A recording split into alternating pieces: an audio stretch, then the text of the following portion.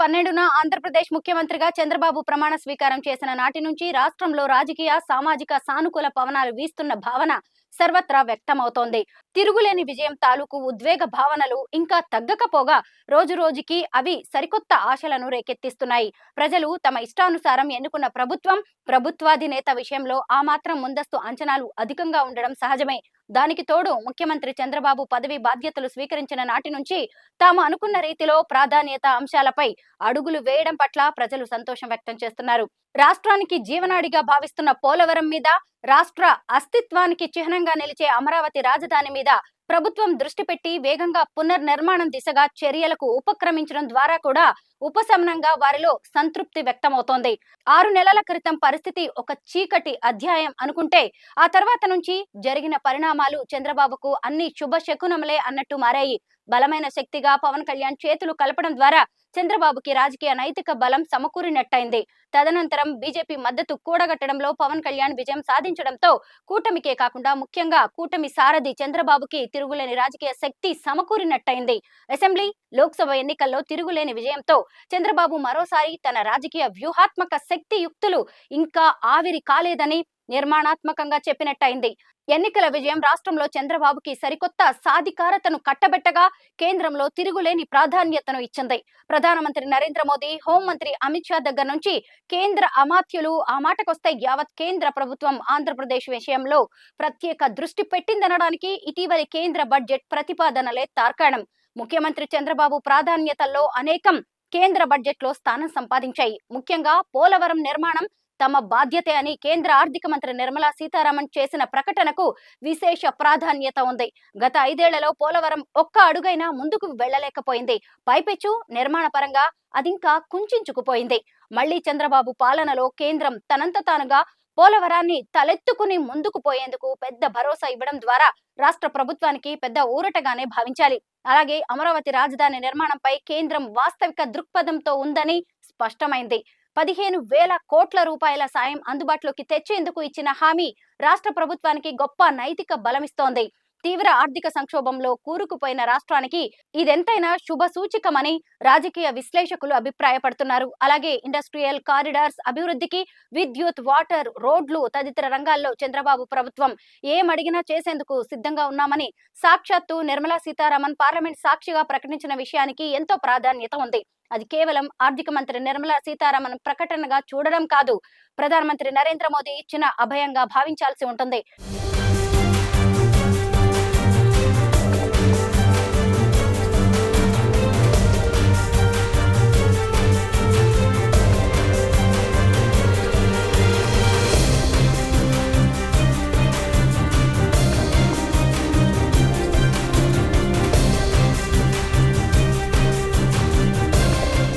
గత 5 ఏళ్లలో ఎలాంటి హామీలు గాని, భరోసాలు గాని మృగ్యమైన పరిస్థితుల్లో రాష్ట్రం ఎడారిగా మారిన నేపథ్యంలో కేంద్ర బడ్జెట్ రూపంలో కొత్త ఆశలు చిగురిస్తున్నాయి. ఇది చంద్రబాబు రాజకీయ దౌత్యానికి నిలువుటద్దంగా రాజకీయ పండితులు విశ్లేషిస్తున్నారు. పదవి బాధ్యతలు స్వీకరించాక చంద్రబాబు ఢిల్లీ వెళ్లి ప్రధానమంత్రి మోదీని కలిసి రాష్ట్ర అవసరాలను నివేదిక రూపంలో ఇచ్చి రావడం, వివిధ అంశాలకు సంబంధించి కేంద్ర మంత్రులను కలిసి తన మనోభావాలను వారి ముందుంచడం కలిసొచ్చిందన్న అభిప్రాయం వ్యక్తమవుతోంది. కేంద్ర బడ్జెట్ కు ముందుగా కేంద్రానికి రాష్ట్ర ప్రతిపాదనలు సమర్పించడాన్ని చంద్రబాబు దార్శనికతకు దర్పణంగా వారు చెబుతున్నారు. చంద్రబాబుకి కలిసొచ్చిన మరో ముఖ్యమైన అంశం కూటమి భాగస్వాములు ఆయనకు పెద్దపీట వేసి ఆయన అడుగుజాడల్లో నడవడం. సంకీర్ణమనగానే సహజంగానే లుకలుకలకు నెలవు అన్న సాధారణ అభిప్రాయం ఉంది. కానీ చంద్రబాబు నేతృత్వంలోని కూటమి ప్రభుత్వం పేరుకే కూటమి ప్రభుత్వం గాని ఏకపార్టీ ప్రభుత్వం అన్నంతగా ఒకే మాట ఒకే బాటగా సాగుతోంది. ముఖ్యంగా జనసేనాని పవన్ కళ్యాణ్ చంద్రబాబు రాజకీయ పాలనానుభవానికి, దార్శనికతకు ఇస్తున్న గౌరవం అందరినీ విస్మయానికి గురి చేస్తోంది. చంద్రబాబుకు ఆయన ఇస్తున్నంత నైతిక మద్దతు మరే సంకీర్ణంలోనూ మరెవ్వరూ ఇచ్చి ఉండరన్న అభిప్రాయం వ్యక్తమవుతోంది. ఇది చంద్రబాబుని మరింత శక్తిమంతుడుగా చేస్తోంది. వైసీపీ పాలనలో తమ క్యాడర్ మీద జరిగిన అరాచకాలకు రాజకీయ ప్రతీకారం తీర్చుకోవాలన్న ఒత్తిళ్లు 3 పార్టీల్లోనూ వ్యక్తమవుతున్న దశలో ముఖ్యమంత్రి చంద్రబాబు ప్రతీకార దాడులను సహించబోనని నిర్మోహమాటంగా చెప్పడం, దాన్ని పవన్ కళ్యాణ్ శిరోధార్యంగా భావించి అసెంబ్లీ సాక్షిగా తమ క్యాడర్ కి అదే మాట స్పష్టం చేయడం విశేషం. అంతేకాదు తమ పార్టీ నుంచి అలాంటి ప్రతీకార దాడులకు అనుమతి ఇవ్వబోనని, మీ మాటే ఫైనల్ అని అసెంబ్లీలోనే ప్రకటించడం ద్వారా పవన్ కళ్యాణ్ మిత్ర ధర్మానికి సరికొత్త నిర్వచనం చెప్పారని రాజకీయ పండితులు అంటున్నారు.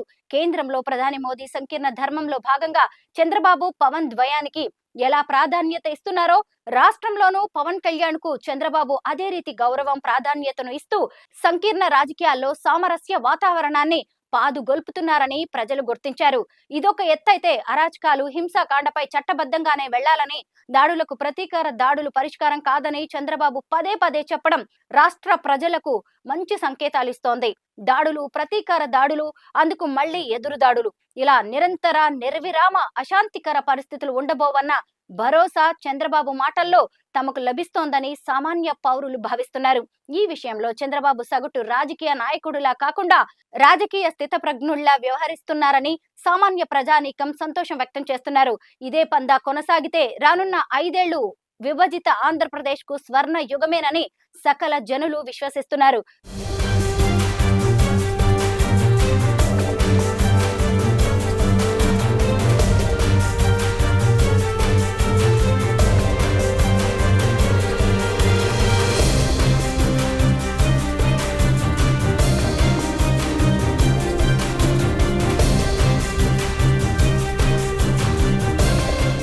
జూన్ 12న చంద్రబాబు ప్రభుత్వం అధికారం చేపట్టిన తొలి రోజుల్లో ఉన్న కంటికి కన్ను, పంటికి పన్ను తరహా ఉద్రిక్త భావాలను కార్యకర్తల నుంచి, ద్వితీయ, తృతీయ శ్రేణి నేతల నుంచి దూరం చేయడంలో అటు చంద్రబాబు, ఇటు పవన్ కళ్యాణ్ కృతకృత్యులయ్యారు.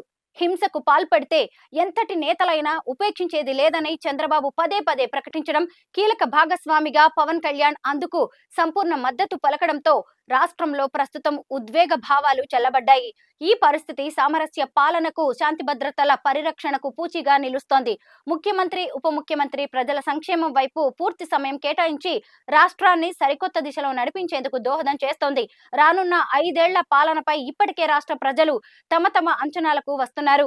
చంద్రబాబు, పవన్ మిత్రద్వయం మూడో పక్షమైన బీజేపీ సహకారంతో ఆంధ్రప్రదేశ్ ను శిఖర సమానంగా చేస్తారని నిండు శ్వాసతో నమ్మకం వ్యక్తం చేస్తున్నారు. ఏతావాత ముఖ్యమంత్రి చంద్రబాబుకి అమృత ఘడియలు నడుస్తున్నాయని రాజకీయ పండితులు చెబుతున్నారు.